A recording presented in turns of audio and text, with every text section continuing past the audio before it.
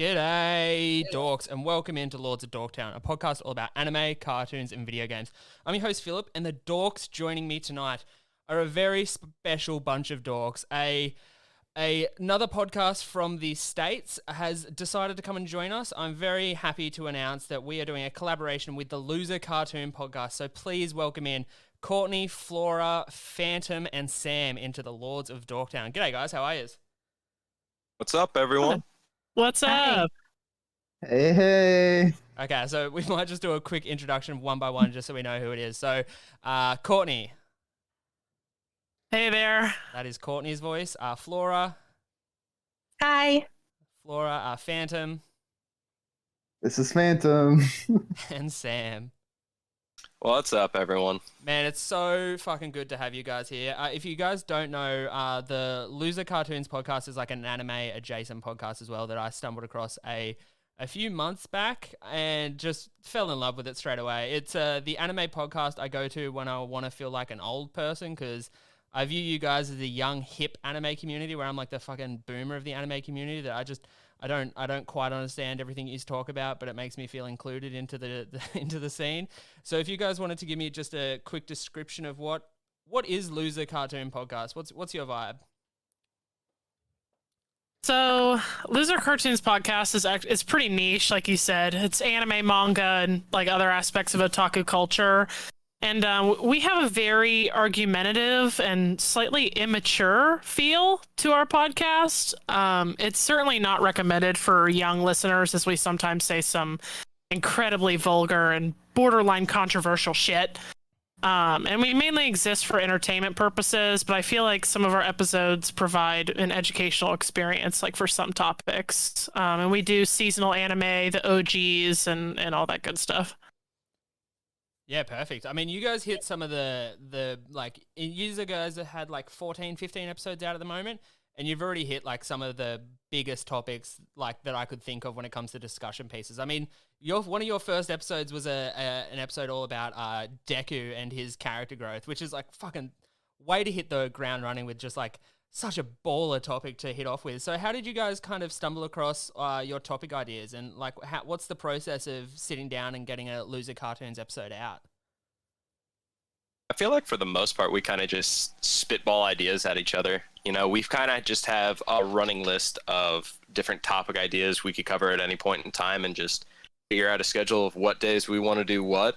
And, you know, sometimes if there's like a little bit of timing to it, for instance, like when My Hero season 5 ended, we wanted to make sure we had an episode like coming like pretty soon right after that season hit. So some of that kind of has to do with when and what we record. Yeah, fair. So just briefly, what is your guys' kind of background in anime, just like personally? So I know you've briefly gone into it on your own podcast, but where do you guys all sit in your kind of anime journey from before till now, I suppose? Well, my personal journey started way back when, and I did one of those library things. I don't know if they do those in Australia, but like reading programs through a public library. And the only good book that I could really find was Naruto post time skip, like the first book. I think it's volume 21 or something. And I picked it up, and it was just downhill from there. Yeah, immediately went to Toonami, which was this channel that had some, you know, anime for a younger audience. And yeah, just snowballed from there into the weeb I am today.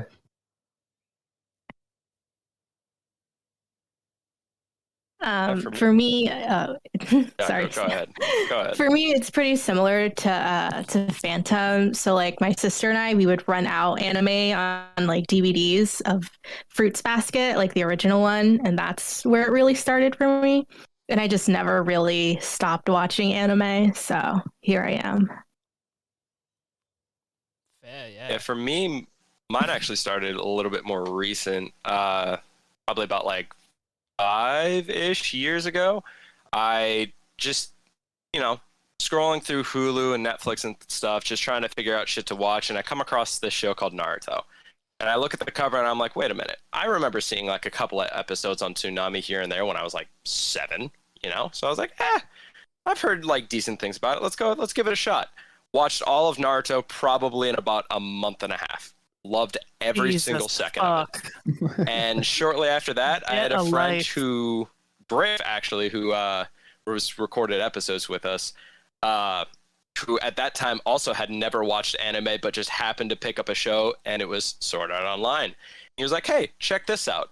And from there, kind of just kept going downhill until I became the anime, manga, and hentai loving degenerate that I am today. Oh, it's good to see hentai get him. And no one ever admits to loving hentai on this podcast. I fucking usually record with a bunch of cowards, so it's good to hear. Oh, dog. We made a full-on hentai episode. I am not ashamed of any of that. No. Yeah. I mean, I'll read it, but you ain't gonna catch me watching, like, anime ogre gangbangs and shit. Like tentacles. Yeah, that's a no for me. Oh, God. 7 minutes. 7 minutes it took for someone to mention tentacles. It's always a good measure of how good an episode's going to go. I'm glad I hit the mark. Yeah, it'd be one of the earliest ones we've had, to be honest. It would be. I think, Courtney, you're the only one left. How'd you get into anime? Yeah, Philip, so I'm assuming that you've listened to our first episode and have an understanding of where the name of our podcast came from. Yeah. I had a good chuckle to myself when I thought of anime being loser cartoons. It's a pretty good play on words, to be honest. Yeah, it's for the Lords of Dorktown listeners, you know, I was more of a dick back in the day than I am now, and I used to make fun of Sam and call his anime loser cartoons because I thought it was stupid. Well, in December 2019, so I'm actually the newest weeb here. He got me to watch Attack on Titan, which was a hell of an introduction into the anime world. And from there, that's like going from 0 to 100. That's like going from kissing to anal. That's fucking woo. Listen, ramping up. Oh my God. That's how I live my life, Philip. Like how I got into fucking BLs. No, I didn't just read a cute little like BL. No, it was like ass fuck on the first page. It was like 0 to 100. That's how we do it, and we work our way down. Bitch clubs. Fucking hell. So, Yarchin Bitch Club is a masterpiece. Don't at me. Jesus Christ. I rented it from the library and loved every minute of it. It's so I was there. It's so funny to hear these different stories where anime was just like around in the culture. Like you had access to it at libraries, and you had like Toonami on your cable television and stuff like that. Like for me, growing up in like the 90s and early 2000s in Australia, we just had that was fuck all. Like we had Cheese TV, which was like a morning weekday morning cartoons program that would play 3 episodes of cartoons, and maybe one of those 3 would be anime. Like you'd get maybe a Naruto, a Sailor Moon, DBZ, or like Digimon if they were feeling frisky. But like again, just like such entry level to the anime genre. And it wasn't until like I hit like mid-teens and my brother and stuff started like full on getting into anime that I kind of dipped my toe in the proverbial weeb pond, and yeah, man, just haven't looked back ever since. So it's fascinating to hear that you guys had such great access to it. And I honestly, I reckon if having the access that you guys had at a young age, I would be a fucking monster by now. I really would. I'd hate to see what I would have become if I had unfiltered access to anime at such a young age. Like fucking hell, I'm barely holding it together now, and I have a moderate, knowledge of anime. If I had a complete degenerate levels of knowledge of anime, I shudder to think what I could become. Dude, the amount of media that I've consumed in terms of anime manga in the past 2 years is fucking disgusting. You haven't even seen my final 4. I don't know. We're far from done. We are very far from done.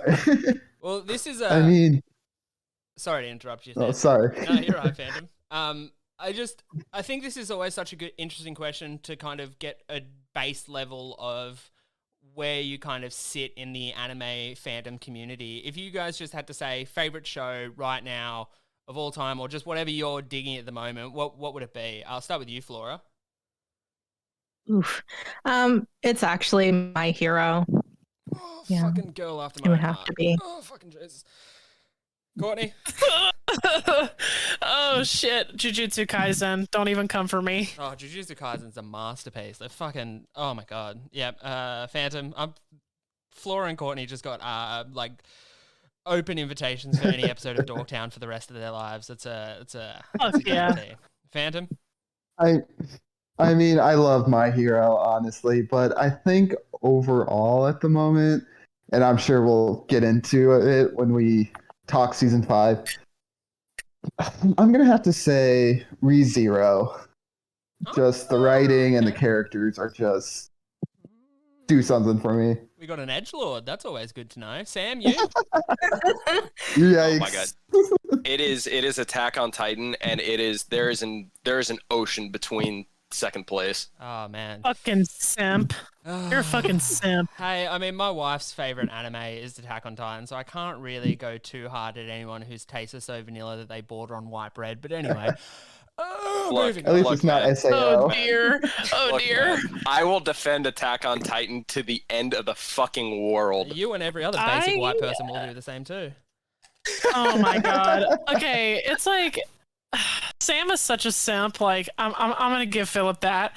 But I do have to say that Attack on Titan is like objectively the best anime in existence. Oh, it is. It's just And not my favorite. I can't argue that it is the best anime, but it's still kind of like the, in Australia we have a thing called tall poppy syndrome. So when anything is something that's so good and so beyond reproach, it's kind of a niggling reaction in all Australians just to be like, yeah, but it's not that fucking good. Even though it's objectively that fucking good, it's so hard to admit that it's perfect. You know what I mean? Yeah, no, like, I feel you. I feel like a good percentage of Australians would see something like the Mona Lisa and be like, "Oh yeah, but it's fucking all right." Like we can't we can't admit anything's great. It's fucking something in our DNA. We're fucking a broken country, to be honest. We really are. I mean, we're not like United States level of broken, but we're up there. I was gonna say, don't hold a candle to us. Right. The United States is smashed. That is very accurate. Oh dear. So we should probably move on. Now, I usually start Dogtown episodes with a pointlessly dumb segment that has absolutely nothing to do with anime, but brings me absolutely endless amounts of joy. So I've got a question for you guys. Got the feeling, got a bit of an inkling. This is gonna be one of those questions. So let me paint you a bit of a word picture, guys. I want you just to close your eyes, and I'm just gonna paint you a word picture. I want to really set the scene here. So it's a Friday afternoon. You've just knocked off your work, whatever you guys do for a living. In my scenario, I always like to picture it something manual, so you're kind of tired. So something just lifting heavy shit in the field all day, just real tiring stuff. You've knocked off work on a Friday. You get in your car, you're heading home, and you've got a $50 note in your pocket. As you're heading home, you are presented with the Golden Mile. And on this Golden Mile, there is every restaurant, fast food franchise, lolly store, anything you could imagine is on this Golden Mile. Now, you have $50 and a hunger that needs to be satiated. What are you guys getting? Now, in the past, I have let guests mix and match. Say if you want to get something from Macca's, something from KFC, mix and match as you please. This is your Golden Mile, your $50. This is your Friday knockoff feed. We'll start with Sam. What are you getting, buddy? All right. I'm going to keep mine fairly simple because, to be honest with you, this is something that I actually do quite a bit when I get off work. And my work's not like super, physical labor, but it's enough, right? So I'm going to Chipotle. I'm getting myself a burrito bowl. Got brown rice, black beans, half chicken, half brisket, which if anybody's tried the brisket that they just came out with, shit slaps. Double fajitas, corn, cheese, sour cream, lettuce with chips and guac on the side. Banger. Fuck me, that sounds good. Did you say half chicken, half brisket? Half chicken, half brisket. Your country's fucking out of control, guys. Fuck me. Dude. You don't know the half of it. All right, Phantom, hit Right. me with it. I'm already fucking salivating. All right, let's see. So there's this chain, I don't know if they're in Australia, called Sonic. I'll probably go to Sonic, get a freaking cherry limeade, which is cherry flavor and like a Sprite thing. let's see, and they're like loaded tater tots. And then I'm probably heading over to like Wendy's for a big ass Frosty and their fries that I can dip inside Frosty. And then I will probably go over to Five Guys and Fries, get their Cajun fries. And if I'm allowed to go to a 7-Eleven, I'll go to that too and get a cotton candy Slurpee. Because me and my friends a long time ago found out if you dip Cajun fries in the Slurpee, it's like a taste sensation from heaven. Just That curious, might be the Phantom. grossest thing I've ever heard. Just curious, Phantom. Exactly how much weed were you smoking when you were doing that?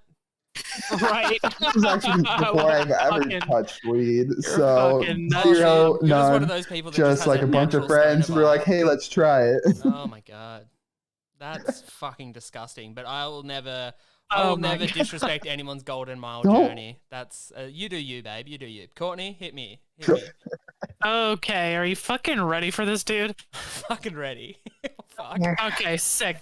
So your girl's going to Raising Cane. She's getting a box combo, no slaw, extra toast, butter both sides. Getting a large fountain drink. That fountain drink is 1/2 orange soda, 1/4 Sprite, and 1/4 Hawaiian punch. You get 1 cane sauce for the chicken and 1 cup of ketchup for the fries. It costs $7.95. After that, I'm going to Crumble Cookie. I'm getting a motherfucking cookie. I'm gonna get all that shit and I will shove it up my ass. Swear to God.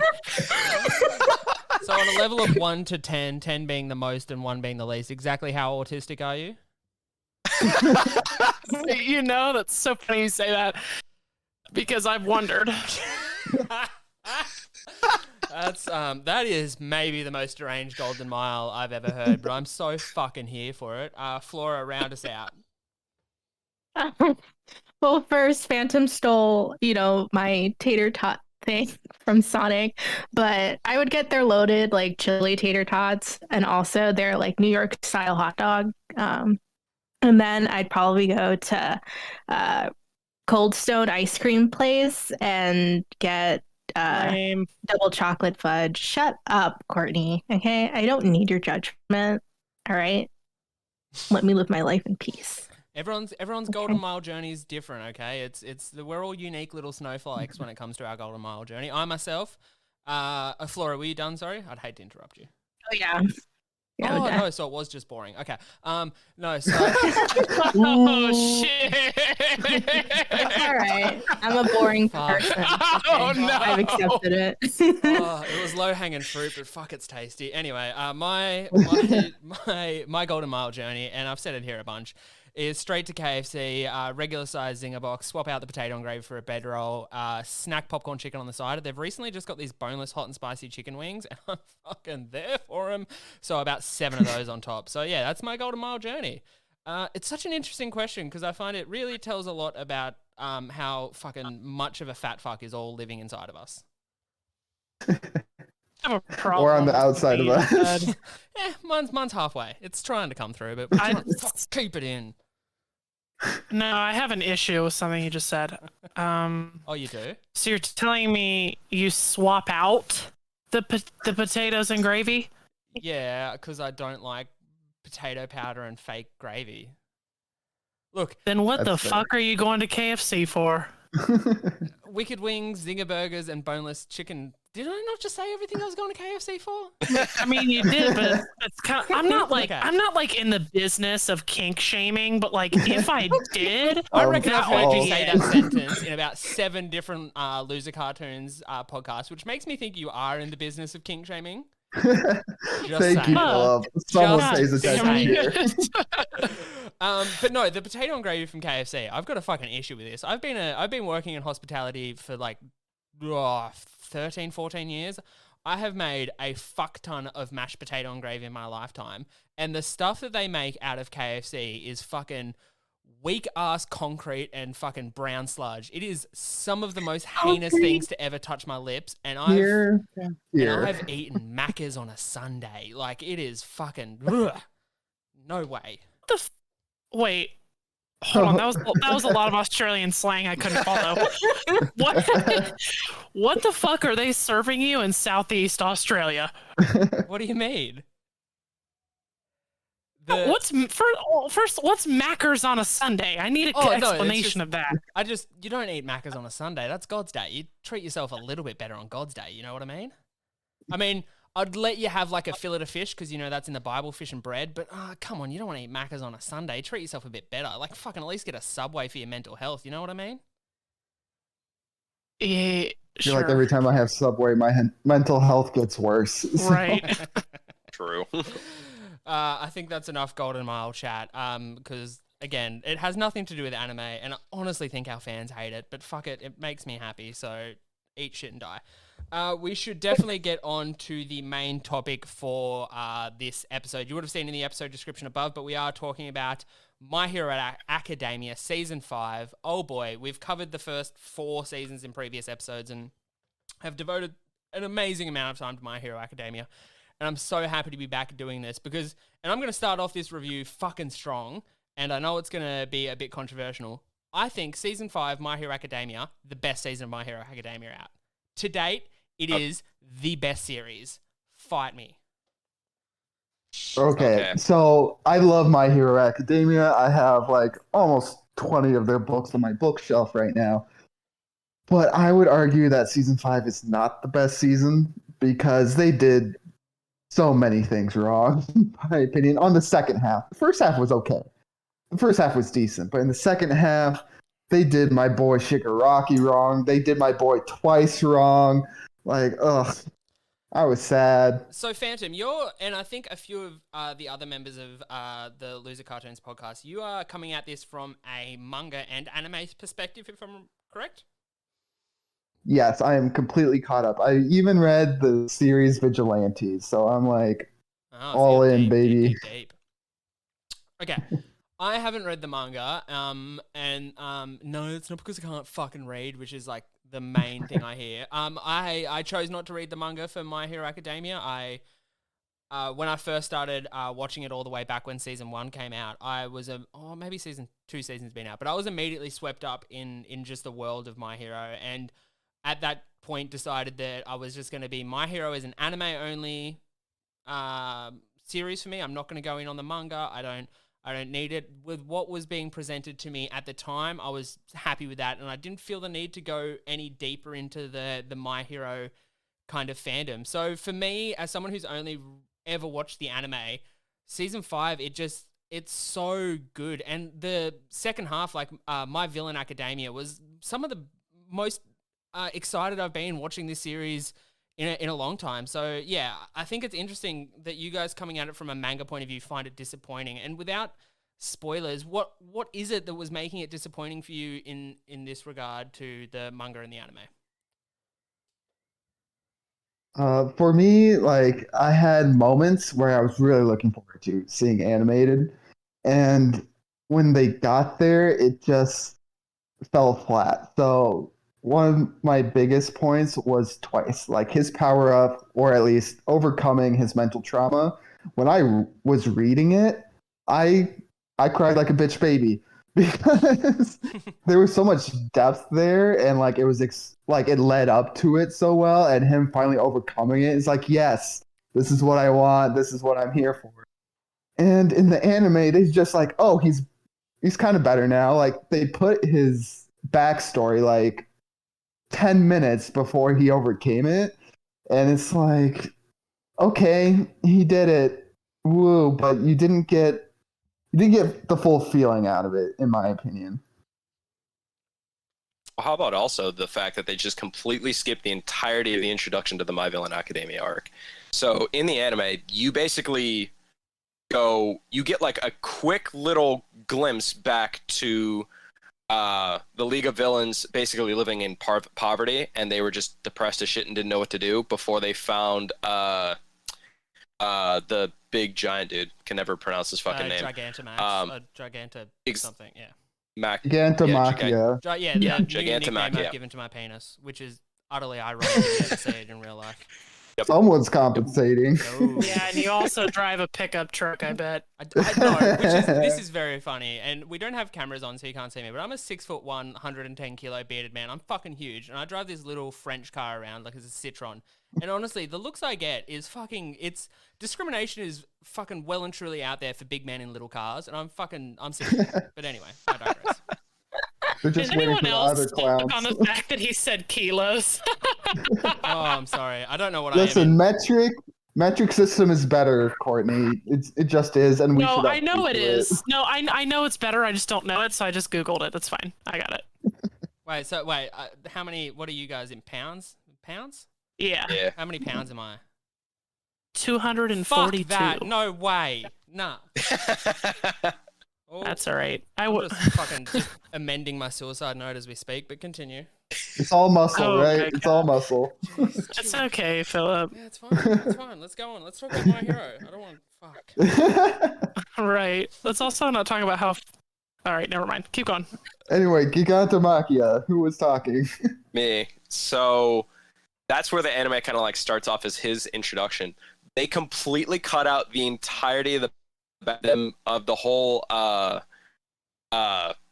the villain group just basically living in poverty and just struggling to be able to even live on a day-to-day basis, which is where I saw a lot of the character progression specifically for Spinner, the lizard character. And basically without that, he was just about as worthless as the Compression dude who man or whatever. fucking like what the fuck is his name? The dude that wears the mask and can fucking turn people into marbles. Compression man. That's wrong. But Yeah, that's what he is in my mind. Isn't it compressed I or think. something? Yeah, something like that. Yeah. So like basically those two were basically worthless characters in the anime version, which just like kind of pissed me off, and I was just like, come on, man. Like I understood like you want like I get it, like sure, if you want to condense some of the arcs down, that's fine. However, they also had time to not only make a movie during this time, which let me remind you is completely not canon. They also had time to add a completely fully filler episode in the Okay, middle so of the season. that's the And you're beach telling me episode. they didn't have I'm gonna put enough time to animate the rest of that arc. I'm putting a pin into the beach episode because I want to circle back to that red hot topic later. But Courtney and Flora, are you guys in the same boat where you have read the manga? I think Courtney, you haven't, I believe. I have not. Flora, have you? Yeah, I'm mostly caught up. I think I am not caught up with like the latest chapter, but I'm pretty in the same boat with Phantom and Sam. I was like really disappointed that they didn't really touch upon all the stuff with Spinner because I found that like really interesting when I read the manga. But it's not like I still do like love the season, but I just personally don't think it's like the best season of My Hero, in my opinion. However, I did really love Shinso showing up. But that's because he's my favorite. So Yeah, okay. yeah. Now, These are my Courtney, thoughts. as someone else who hasn't read the manga, where do you sit on this series? I mean, Philip, you and I are gonna kind of be on an island of our own because I personally think it was fine. Like, I thought it was good. I was like, damn, this shit's kind of fine. I don't think it's the best season. Like, I think maybe season 4 would be the best season for me. Maybe. Shit, I don't know. But Wait, yeah. Even with the La Brava arc at the end? Like, I mean, that's rough. Okay. You got me there. Because, I mean, like, I agree. Like, I agree that season 4 was really good, but that La Brava arc is, I view it as the same way as I see the second half of the first season of Sword Art Online, where if it wasn't there, I would fucking love that so much more. Because I fucking hated that arc in that series. But for me, I think this is something that I've run into a few times with people who only watch the anime versus people who watch the anime and read the manga, is this battle between expectation and reality when it comes to reading and then watching the anime, where you've read the manga and your imagination in your brain kind of gets to fill in a lot of the gaps in the action sequence. And not only that, they get more time to explain backstory, you get more dialogue and stuff like that between characters. Whereas the anime, they kind of have to condense it down into like a 23-minute digestible little chunk of storyline that will be in, you know, a 15-episode series that'll fall season, which will fall into, you know, a 10-season series, you know. So yeah, that managing of expectations with manga readers to the anime viewers is always something that's a bit of a hot topic issue. But for me, as someone who had zero expectations going into this, as I didn't know what was going to happen, I was just I was on it from episode 1, like starting off with the training tournament arc. Again, tournament arcs, my favorite arcs in all of anime. It's roots back to the first kind of introduction I had to anime being the Naruto Chunin exams arc, where they're, you know, doing the tournament arc after the forest bit or whatever. Like, that was being my first kind of really big introduction into anime. And ever since then, tournament arcs have just really got my goat going. So to start off with the tournament arc in a training arc, I was fucking so on board. And then the My Villain Academia stuff was, it was so refreshing for me, because we had spent so much time with Deco Class 1A and all that jazz, to take a complete break from that and just go straight to this kind of villain-centric storyline. And I would agree with you that, like, characters like Spinner don't really get any time to shine. In fact, I was expecting him to have some sort of power-up. There's even an episode later in the season where he's kind of not winning in his fight, and you're like, okay, well, here it's going to be, but it doesn't. It's like a dangling bit of fruit there that it just doesn't quite get grabbed and eaten. It's just, it just left there to dangle. So yeah, I get where you're coming from, but I think my question is that if your expectations had have been met, what would this season have looked like for you guys? Would it just be more in depth on the My Villain arc, or I kind of, what do you think was missing? Personally, I think if I could, you know, restructure this whole season completely myself, first thing I would do, going into the tournament arc, right? I don't know if you noticed it, or for anybody else, or if anybody else picked it up, but they went and reviewed every single character from Class A and Class B's quirk, likes, and everything. They also threw in a hefty amount of flashbacks for every single character that they could, which to me was just an insane amount of fluff and extra that was just unnecessary when you're 5 seasons deep into a show. I get it if it's the 2nd or 3rd season, you're not like fully into it with some of these characters, or even maybe some of the more important characters in Class B, but we've been with the Class A for 5 seasons now. We know what their quirks are, we know what their names are, we know what they do. Get rid of that. Step 2. The way they did it in the manga, I personally preferred. I would have swapped the Endeavor Agency arc and the My Villain Academia arc, because then it would have actually gone in chronological order as far as the manga goes, because it even states in the anime that when you're going through the Endeavor Agency arc, they actually refer back to the My Villain Academia arc that had happened previously a month prior. So I would have flipped those around, and then finally I would have included the introduction to the My Villain Academia arc. I would have cut the complete filler episode, and then maybe take some of the animation budget that you had from the Class A, Class B fights and maybe just trickle a little bit more into the My Villain Academia fights. But, you know, I guess I can't ask for everything. Okay. Okay, well. Autisms. I mean, yeah, the thing is, everything you just said made sense, which is fucking infuriating, to be honest. He does that. Yeah, it's fucking, I'm sitting here going like, yeah, well, counterpoint, you're a fuckhead. No, like, Sam hit it on the head. Day one. Yeah, yeah, rightio. So I do agree that I agree with it all. I can't even construct a good constructive sentence. Does anyone else want to give an opinion so I can just mull over the fact that he just said perfect truths? I mean, the only thing I'm going to say that has nothing to do with what Sam said, because Sam was kind of spitting some facts there, really know about that, is that I just, as a non... Yeah, okay, Sam, quit sucking your own dick, dude. Seriously, yeah. like, you've calm had down. your moment to be the smartest person on the Discord chat. Now fucking shut up. Right.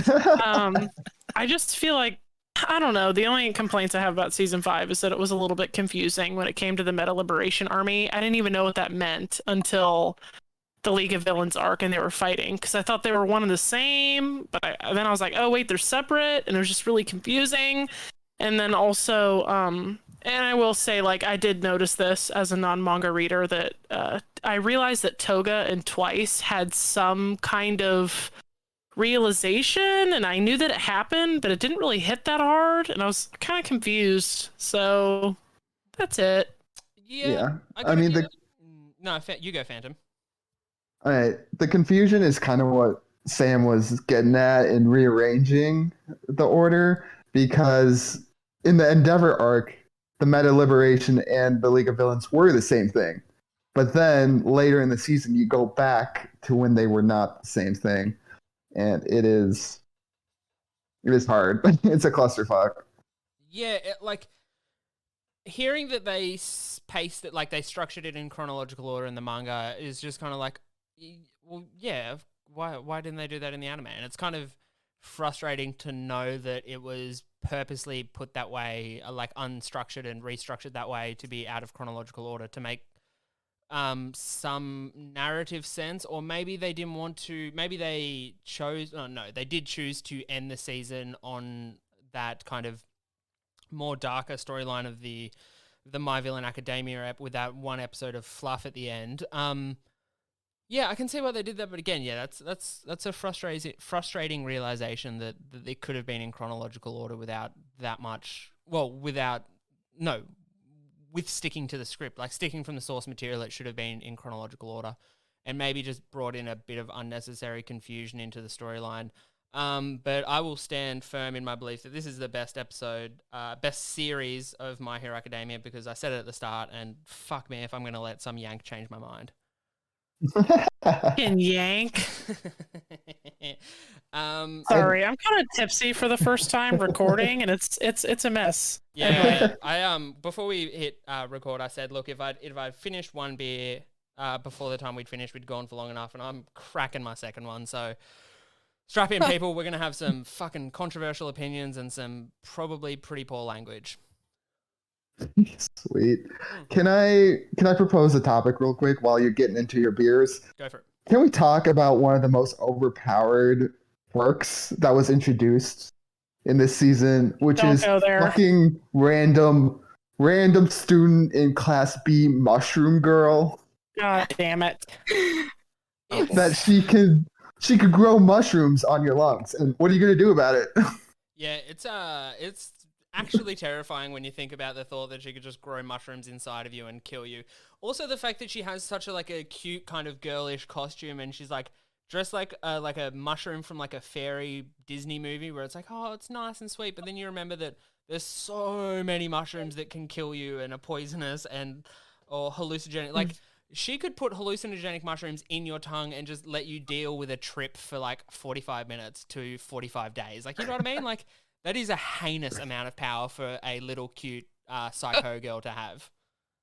I didn't even think about the psychedelic implications. First Holy thing I thought fuck. of. First thing I thought of was like, that is the girl you would buy mushrooms off in UA. That is for sure. Oh, Jesus Christ. No more stomping around a cow paddock for this guy. I'll get my mushrooms from the source, thank you. I would actually rather be disemboweled while awake than have mushrooms grow in my lungs. Would you want it from the source? Like, it grows from her, right? Do you think that's someone's kink, like body mushrooms? Oh, that's disgusting. I hope Please not. don't bring up kinks. I'll have the urge to shame. Courtney, the kink shaming Courtney is officially what I'm going to title you in this episode description. Oh, God. New nickname confirmed. Mm-hmm. Yeah, she's ridiculously overpowered, and I really enjoyed all the stuff with Class 1B in this series. I find any time that the Class 1A and Class 1B are interacting is usually you're in for a good time, with the exception of that absolute fuckstick from Class 1B who's always like, oh, we're the best. He's so vanilla and boring. His quirk's copied. Yeah. Whatever that guy is. Yep. Mate, if they could him and Mineta should have sex and both contract an STD and die in horrible deaths. Who the fuck? Who the Get fuck off are my boy. you? First Get of off all, my boy. who the fuck? No, you know what? No, this is a problem. Mineta is one of my favorite characters. How here we dare go. you? Can someone God. How please dare delete you? Courtney Here we from go. the chat? Because this is out fucking rageous. Mineta is the worst thing to have. Mineta is the equivalent to hunger and starvation as a plague on humanity to My Hero Academia. Mineta has brought nothing but shame, disrepute, and dishonor to the My Hero franchise. And the fact that he was in this season so little is the reason this season is a shining star of exemplement. Which isn't a word, but I've had 2 beers, so fuck you.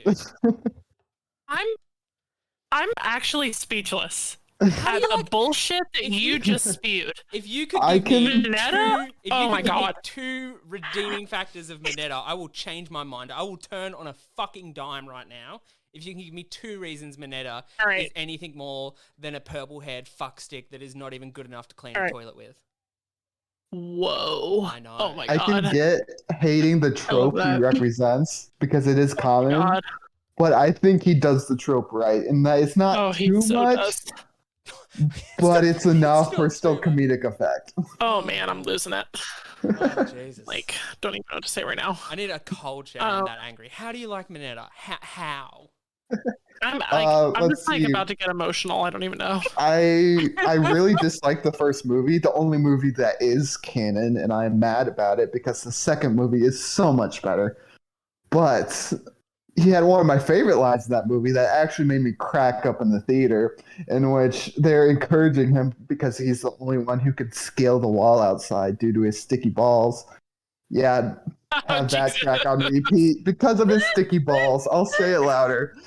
But anyways, If I had a cricket his sound whole effect, I'd be playing thing, it like, now. they encouraged him because of women, of course, and he's just like, okay. And you see the scene where he's climbing, he's like, harem, harem, harem, harem, harem, harem, harem, breather, harem, harem, harem, harem. That just made me crack up. Like, I don't know. I think he does it right. Thank you, Phantom. Thank you. Listen, you could replace Mineta with a potted plant, and it would just be the same thing. Hey, Flora, Okay. shut your whore mouth. You shut your whore mouth, okay? No, like, I'm Mineta. honestly, Oh, like, I can have you ever understand- watched My Hero dubbed? Have I? No, and I I'm not going exclusively to. watch My Hero dubbed. So whatever you're gonna say about how good Mineta is in dubbed, come at me, because I can tell you, as someone who's watched it dubbed and subbed, Mineta is as irritating, if not more, in English or Japanese. It is as Then- awful as each other. I can agree with that. Okay, then honestly, you have a problem, an Yeah, illness. his name I don't is know what's Mineta. going He's about on 4 foot in your tall, and I wish I personal could life, punch him but over it's the not wall. good. I can tell you that because Mineta dubbed, the comedic relief and timing is so. I don't think I've ever laughed that hard in my life. That kid is fucking hilarious. Wow. And guess who carried, like, when they had that teacher off, like when they fought the teachers? Guess who won? Mineta. Fucking Mineta. That's some BDE right there. I'm honestly speechless. I really am. Out of all the, I mean, out it's of all not the like he even opinions- has a big.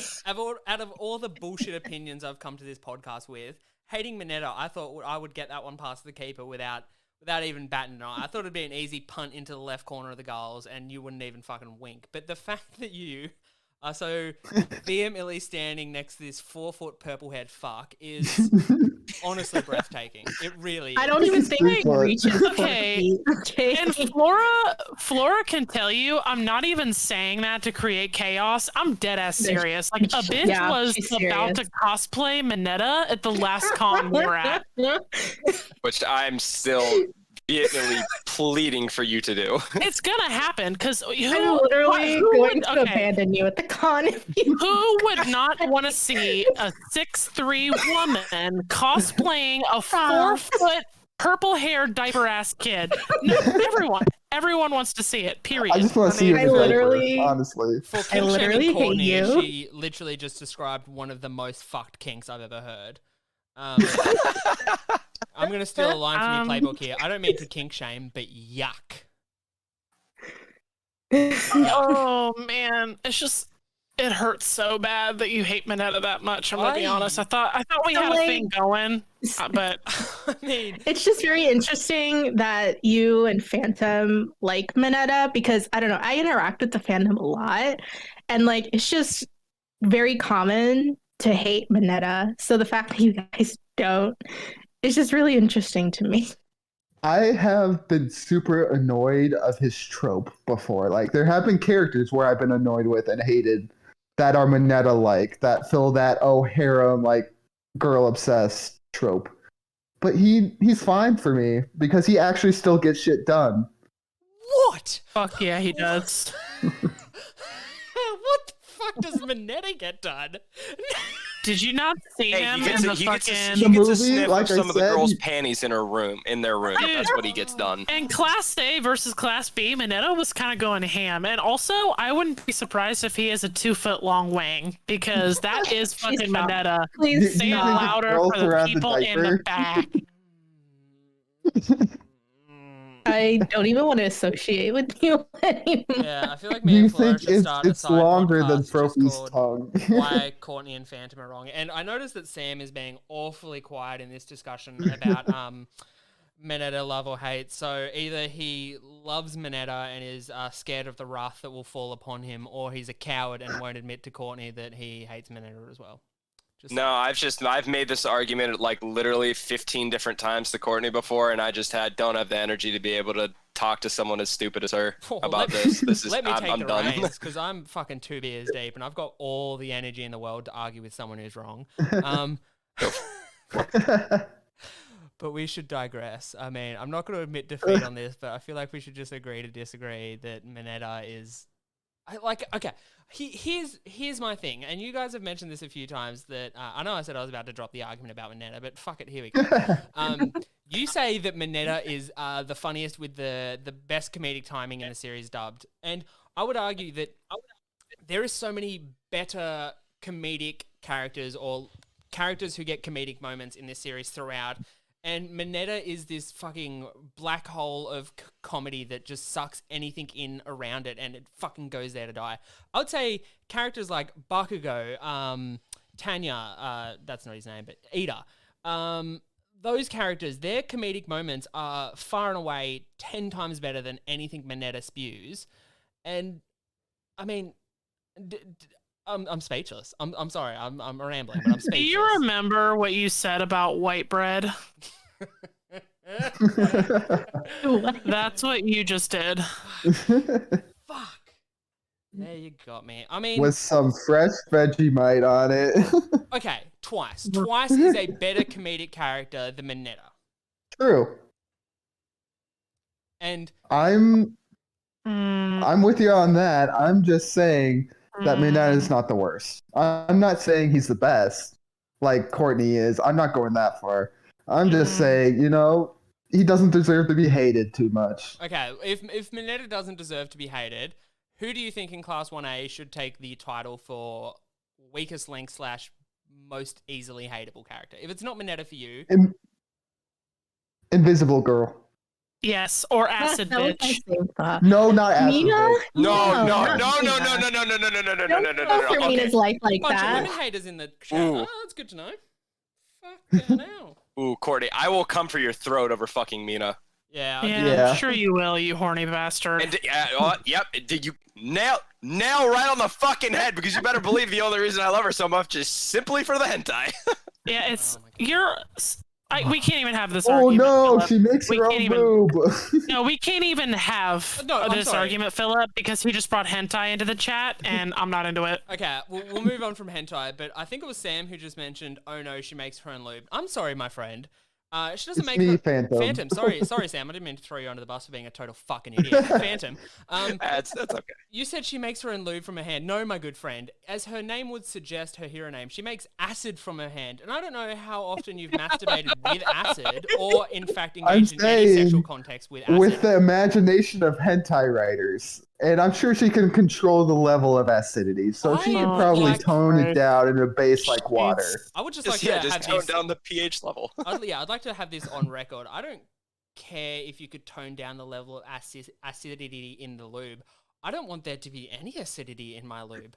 In fact, I would want That's what I'm acid to be as saying. far away from any sexual organ I plan on touching or any sexual organ I own myself, to be as far away as possible. And I mean, again, I'm going to steal one of your lines here, Courtney. I don't mean to kink shame here, but yuck.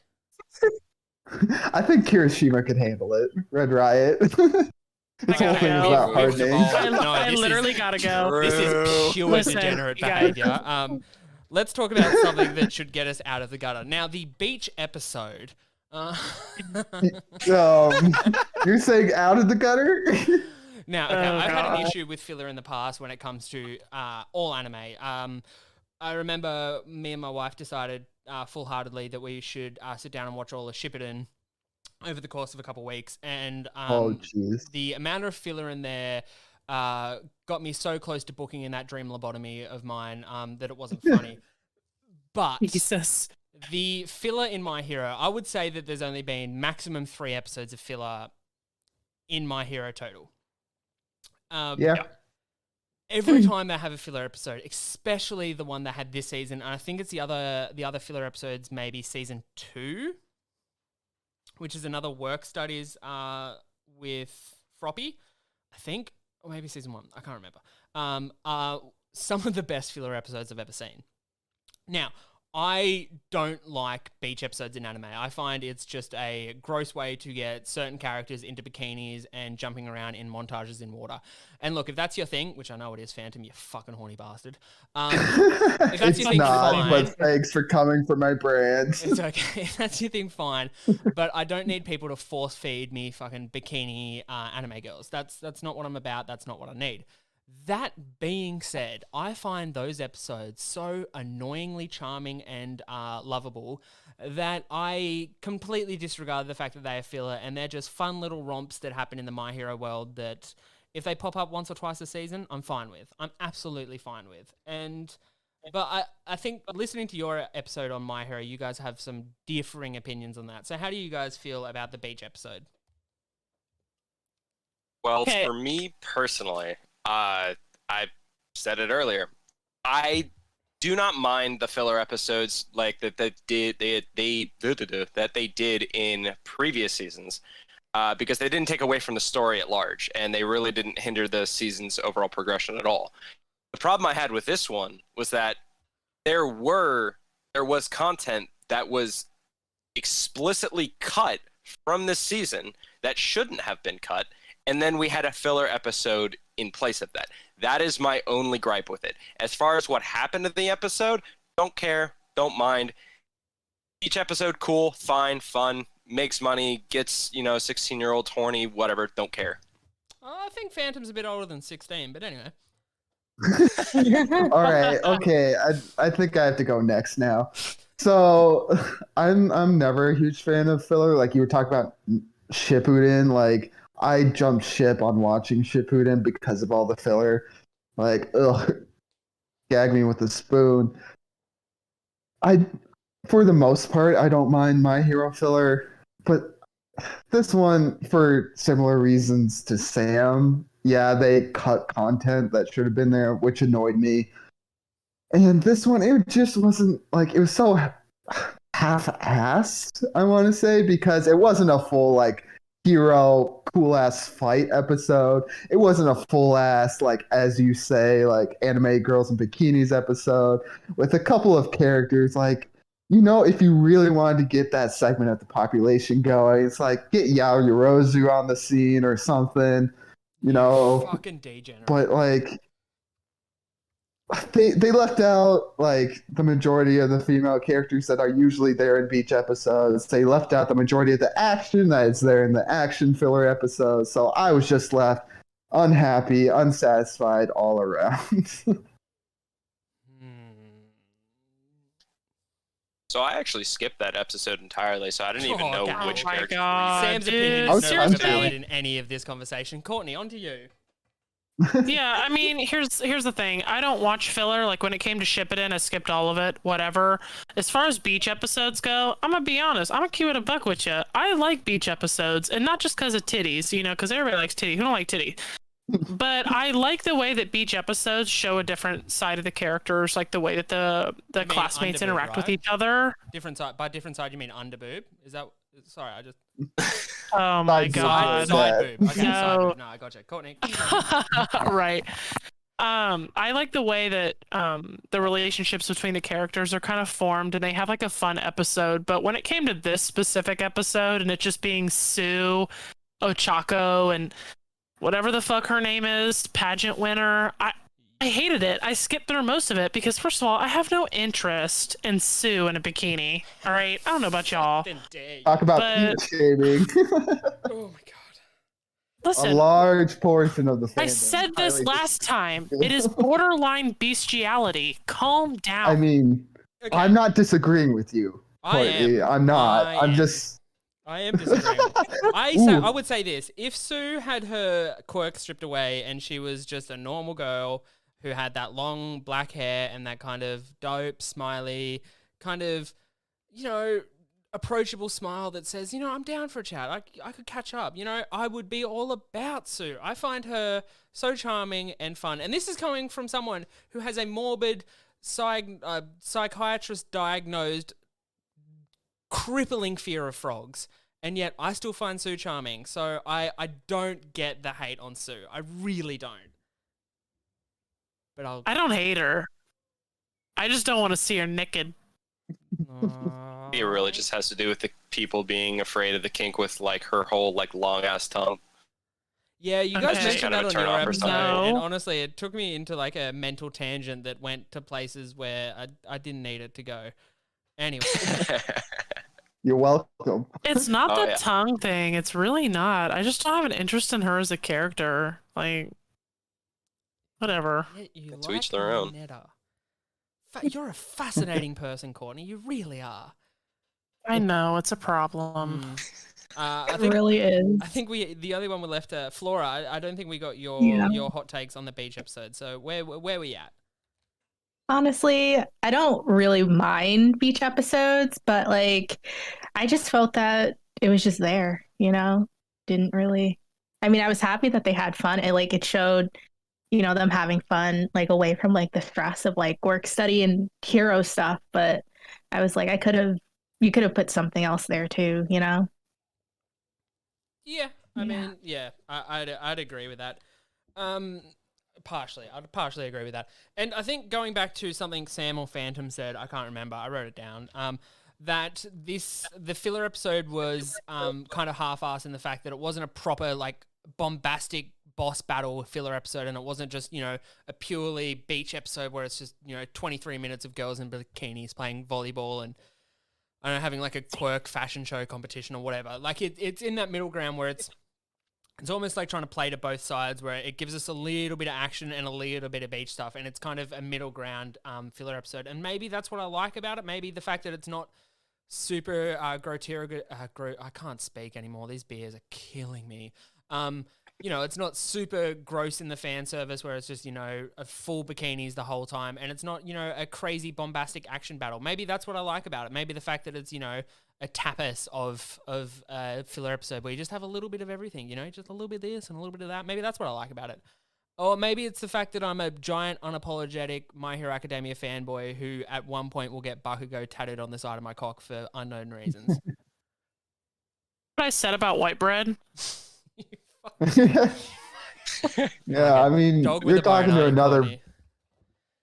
big ass fanboy over here. Like, I bought tickets to the new movie as soon as I fucking could. Fuck yeah. No, that's sick. I think where I like, and this has been a very broad conversation about My Hero Academia, and a surprisingly heated one. I wasn't expecting to be this heated. I just want to leave on kind of one question that will probably take a lot longer than any of the other questions, hopefully. But when it comes to My Hero Academia, everyone's got a favorite character. So starting with Flora, who is your favorite character in My Hero Academia? Shinso Itoshi. I didn't hear you, Yeah. sorry. Shinso. Oh, okay, yeah, gotcha. Oh, man. He's my favorite. You said it so quickly. I don't really have like any specific reason other than that he's purple, and I think he's neat. Aw. Purple I and just pink. think he's neat. Yeah, literally, at Sorry. some point, I would only watch My Hero or read the manga for Shinso. Are you? Sounds really cool though. I mean, I he just is, love but it. Flora, are you secretly an 80-year-old lady? I've never heard anyone describe anything as neat before. He's just really neat, you know?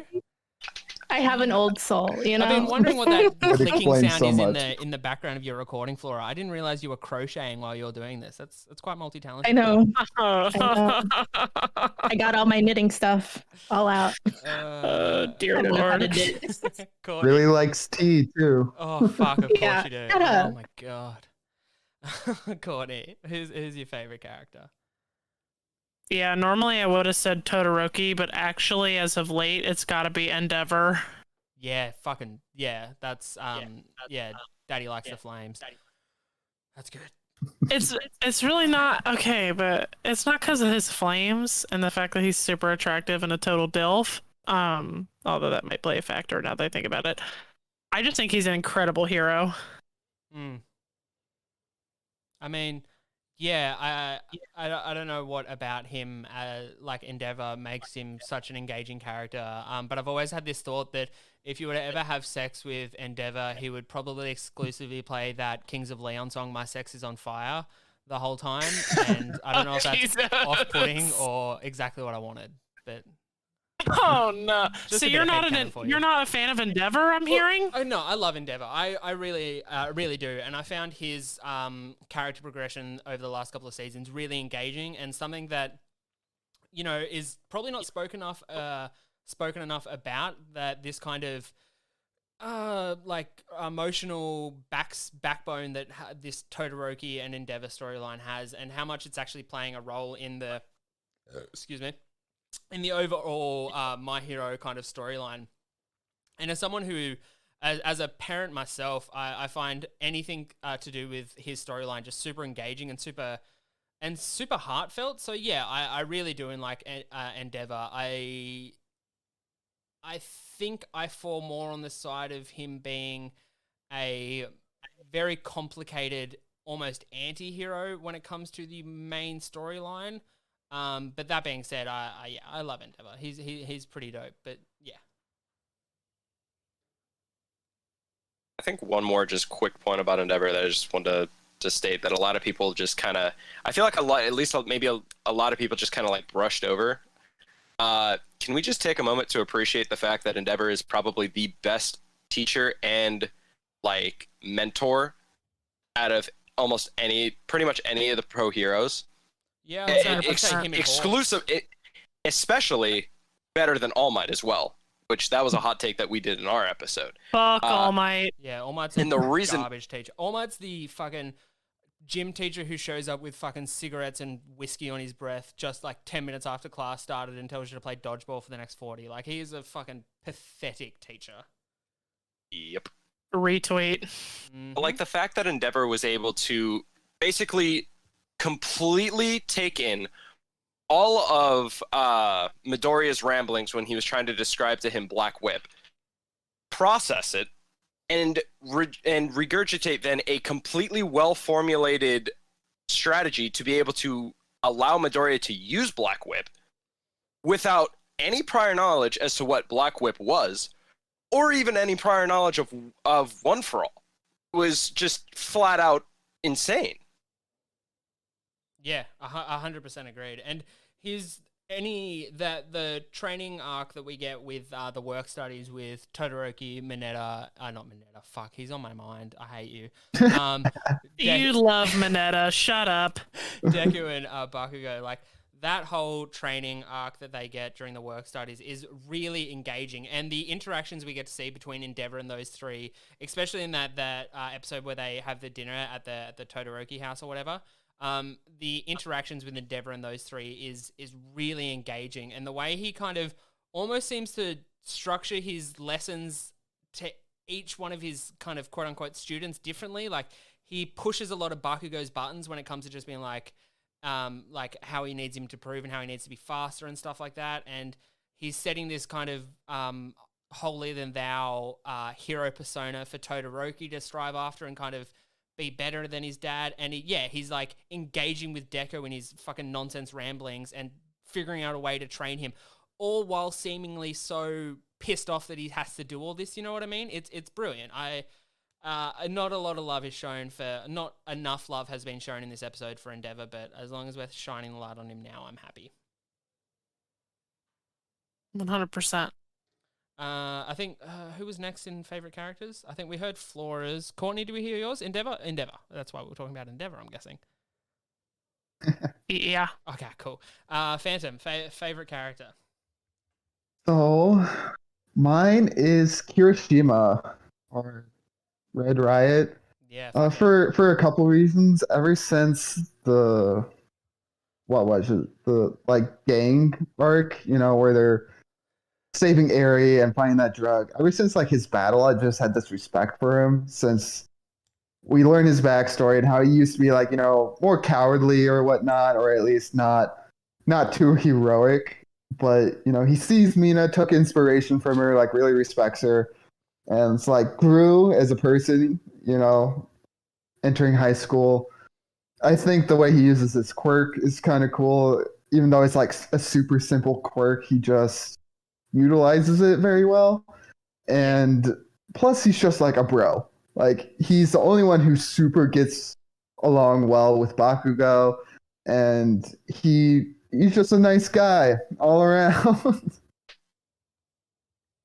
Yeah, I completely agree. It's a pretty good pick. I would say the archetype of bro in anime is not one that's hit on too often, but one that when it ever pops up, I thoroughly enjoy. I love a good bro. Absolutely.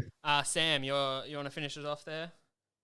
Yep. So mine's probably pretty vanilla, but my favorite character is just easily Bakugo. And to be honest with you, insult going, Courtney. Just lock and load that one for me, please. You already.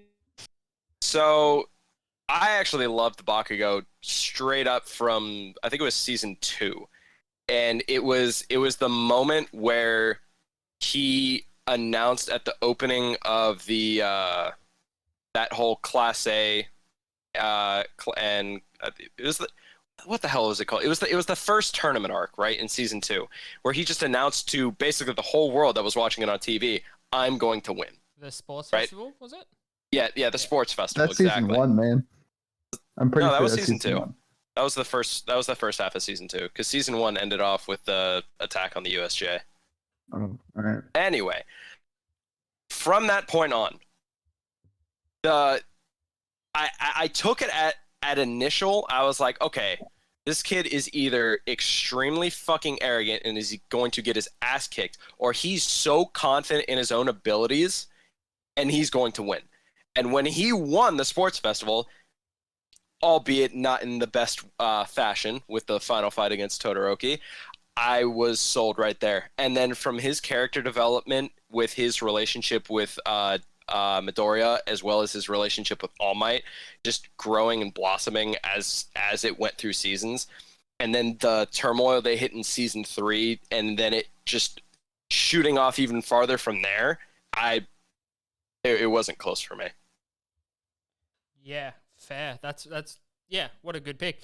For me, I've kind of had a few different characters over the years of My Hero.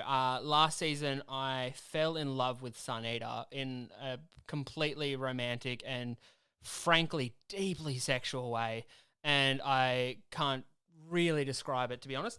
But considering he just wasn't in this series at all, it's kind of hard for me to pick him as a favorite character.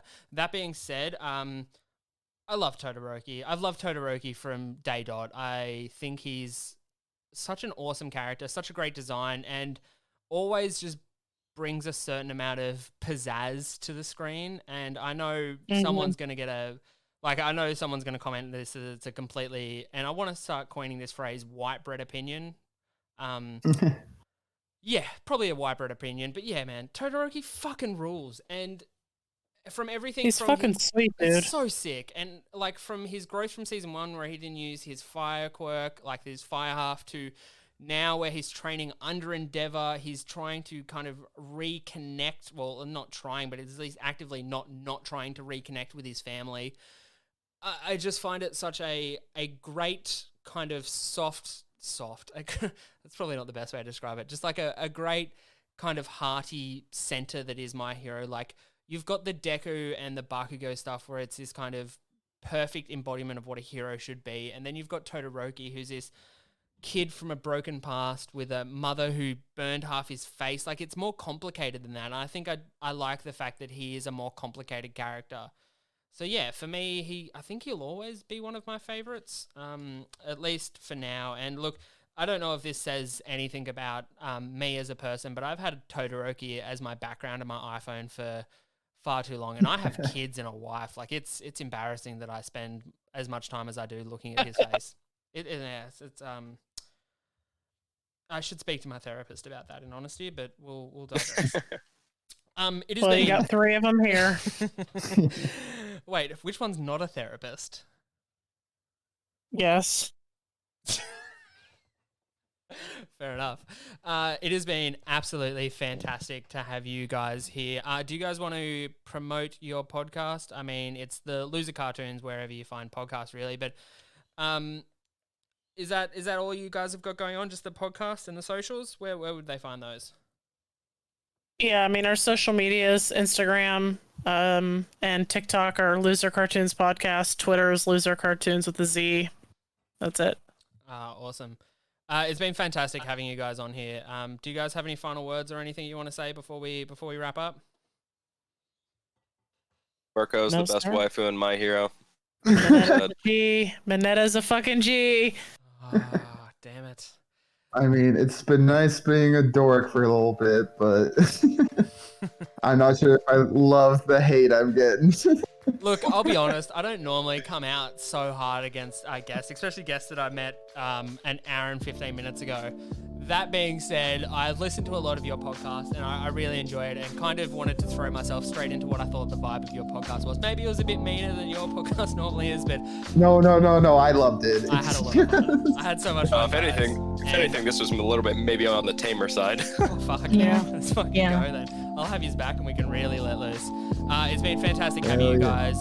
If you like the podcast, make sure you leave a review just below or whatever you're listening to us on. If you want to get in touch with us here at the podcast, just email us at lordsofdogtown@gmail.com. Make sure you're on the Instagram. I don't have TikTok or anything like that because it scares me. But I digress. Thanks for listening. It's been fucking sick and keep it dorky, guys.